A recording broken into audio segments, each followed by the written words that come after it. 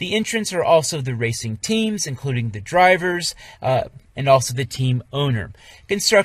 Constructors and suppliers, or the automobile industry, uses the entrants to then test out or drive or prepare their particular ideas, their particular products in the competitive platform of a racing series or a racing event.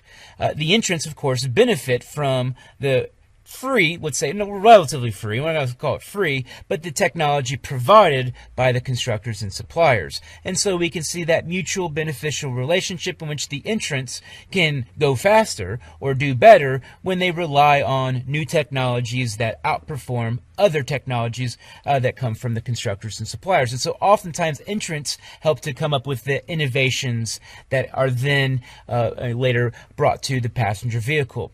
Of course, the entrants, they're related to the sanctioning body in terms of the sanctioning body provides the rules in which they have to adhere to. And so the sanctioning body is that governing body, but of course the sanctioning body couldn't exist if it didn't have entrants, if it didn't have race teams and drivers. Now at the global level, oftentimes the entrants are the OEMs that we've already talked about. For example, we showed beforehand Audi is a presenter or is the entrant of a vehicle in the 24 Hours of Le Mans. We used that previous example. But maybe at the more local level, we could think of Andretti Racing as a particular racing team or an entrant. That is, they're entered into multiple sanctioning bodies more than just what they're traditionally known for with IndyCar.